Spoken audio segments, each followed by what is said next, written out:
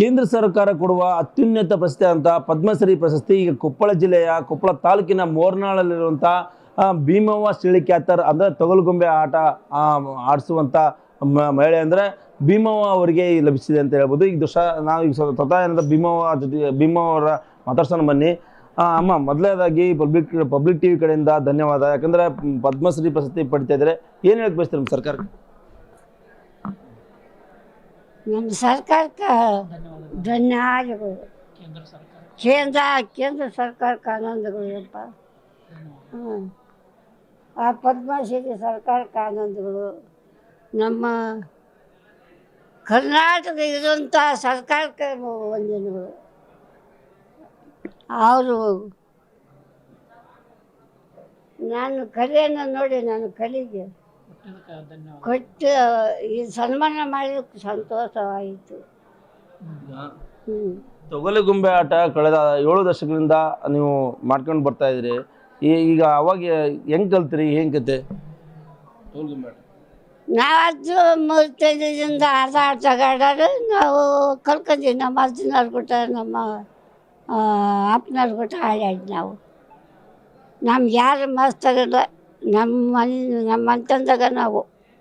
ಅಲ್ಲ, ನೀವು ಓದಿಲ್ಲ ಆದರೂ ಸಹ ರಾಮಾಯಣ ಆಗಿರ್ಬೋದು, ಮಹಾಭಾರತ ಎಲ್ಲವನ್ನೂ ಹೇಳ್ತೀರಾ, ಹೇಗೆ? ಎಲ್ಲ ಹೇಳ್ತೇನೆ ರೀ. ರಾಮ ಹುಟ್ಟಿದ್ದು ದೇವ್ರದು ಪೂರ್ತಿ ರಾಮಾಯಣ, ಪಾಂಡವರು ಹುಟ್ಟಿದ್ದು ದೇವ್ರು ಸ್ವಲ್ಪದ ಮಟ್ಟ ಆಡ್ತಾನೆ, ನಿರಕ್ಷರಿನೇ ಆಡ್ತಾನೆ. ತೊಗಲುಗೊಂಬೆ ಆಟವನ್ನು ಎಲ್ಲೆಲ್ಲಿ ಯಾವ ದೇಶದಲ್ಲಿ ನೀವು ಪ್ರಚಾರ? Iran, Iraq, Dubai, Paris, Italy, Switzerland,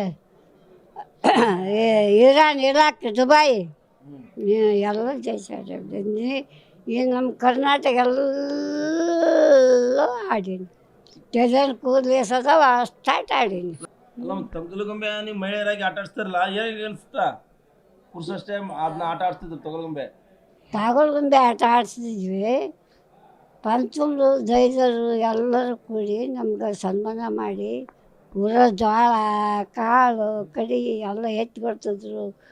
ಹೊಕ್ಕಿದ ಹೊಲಕೈ ಸೀಡು ತೆಗಿತಿದ್ರು, ಬೂದ Neri ಒಯ್ತಿದ್ರು, ಬೇಕಾದಾಗಿತ್ತು ಅವಾಗ.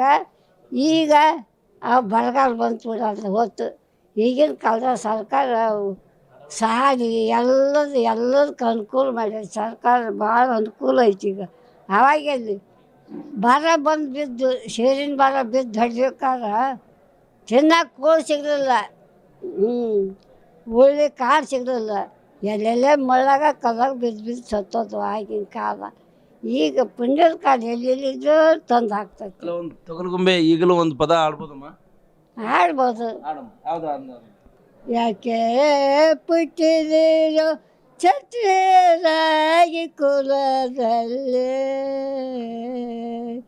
ಸಾಕಾದೈತೆ ಸೌರವೋ ಧರ್ಮ ನಿನಗೆ ಬೇಕಿಲ್ಲದು ಏತೇನೋ.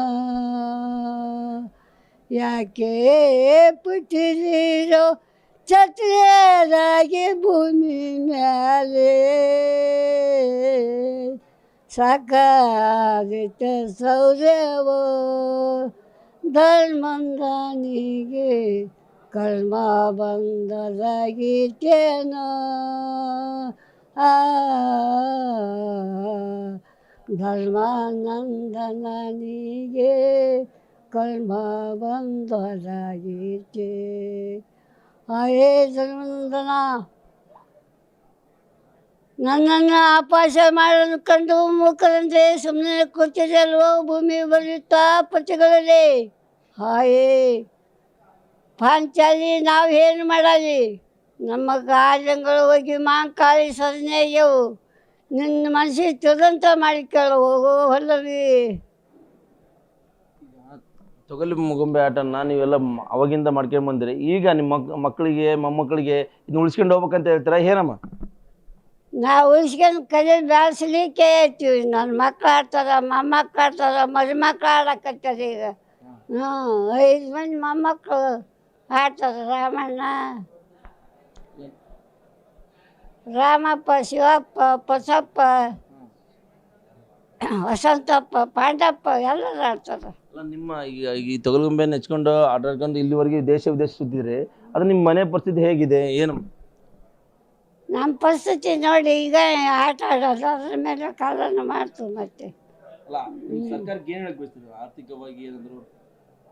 ಸರ್ಕಾರಕ್ಕೆ ನಾವು ಕೈ ಮುಗಿದು ಬೇಡ್ತೀವಿ. ಸರ್ಕಾರದ ಒಂದು ವರ್ಷಕ್ಕೊಂದು ಫಂಕ್ಷನ್ ಹಾಕ್ಕೊಡ್ತಾರೆ ಒಬ್ಬೊಬ್ಬರಿಗೆ. ಒಂದೊಂದು ಫಂಕ್ಷನ್ದಾಗ ಹೆಂಗೆ ಒಟ್ಟು ತುಂಬತೈತೆ ಇನ್ನೂ ಹಾಕ್ಕೊಳ್ಳಂತ ಬೇಡ್ತೀವಿ. ಅವ್ರಿಗೆ ಎಲ್ಲ ಜನ ಸಹಾಯಗಳು ಮಾಡ್ತಾರೆ ಮತ್ತೆ ಅವರು. ಅಲ್ಲಿ ನಿಮ್ಗೆ ಸಿಗ್ತದೆ ಸರ್ಕಾರದಿಂದ ಏನಾದರೂ ಇದಕ್ಕೆ ತೊಗಲುಗೊಂಬೆ ಆಟಕ್ಕೆ ಪ್ರೋತ್ಸಾಹನಕ್ಕೆ ಇದು ಸಿಗ್ತಾ ಇದಾವ ನಿಮಗೆ? ಕಡಿಮೆ ಸರ್, ವರ್ಷಕ್ಕೊಂದು ಫಂಕ್ಷನ್ ಕೊಡ್ತಾರೆ, ವರ್ಷಕ್ಕೊಂದು ಕೊಡ್ತಾರೆ. ಅದ್ರಾಗ ಕುಟುಂಬ ಹೆಂಗೆ ಸಾಗುತ್ತೆ ಹೇಳ್ರಿ. ಏನು ಹೇಳಕ್ ಬಯಸ್ತೀರಿ? ಮತ್ತೆ ಏನಾದ್ರು ಅವ್ರು ಸಹಾಯ ಮಾಡಿದ್ರೆ ಹಾಕತ್ತಿದ್ರು ಮತ್ತೇನು ಮಾಡೋದು. ಆಗ ಕಾಲನ್ನು ಮಾಡ್ಕೊಂತ ಹೋಗೋದ. ಪರಿಸ್ಥಿತಿ ಹೇಗಿದೆ? ಆರ್ಥಿಕ ಪರಿಸ್ಥಿತಿ ಬದಲಾವಣೆ ಆಗಿದೆ ಏನಾದ್ರು? ನಿಮ್ಮ ಜೀವನ ನಡೀತಿದೆ ಇದು ಕುಟುಂಬದಿಂದ ಏನಾದ್ರು ಇದು ತೊಗಲುಗೊಂಬೆ ಆಟದಿಂದ? ನಡೀತೈತೆ. ಮತ್ತೆ ಒಳ್ಳೆ ಕರೆಸ್ತಾರೆ, ಒಳ್ಳೆ ಹೋಗು ಫಂಕ್ಷನ್ಗೆ ಹೋಗಾರ ಕಷ್ಟದಲ್ಲಿ ಹೋಗಾರ. ಶಾಲ್ಯಾಗ ಪಾಲ್ಯಾಗ ಎಲ್ಲರೂ ಕಷ್ಟದಲ್ಲಿ ಹೋಗಿ ಫಂಕ್ಷನ್ ಕೊಟ್ಟು ಬರ್ತಾರೆ. ಇದುವೇ ಅಂದರೆ ಭೀಮವ್ವ ಪದ್ಮಶ್ರೀ ಪ್ರಶಸ್ತಿ ಪಡೆದಂಥ ಭೀಮವ್ವ ಅವರ ಮಾತಾಗಿದೆ ಅಂತಲೇ ಹೇಳ್ಬೋದು. ಕ್ಯಾಮರಾ ಪರ್ಸನ್ ವಿನಯ್ ಜೊತೆ ಮುಖಂಡ ಕತಿ ಪಬ್ಲಿಕ್ ಟಿವಿಯಾಗಿ ಕೊಪ್ಪಳ.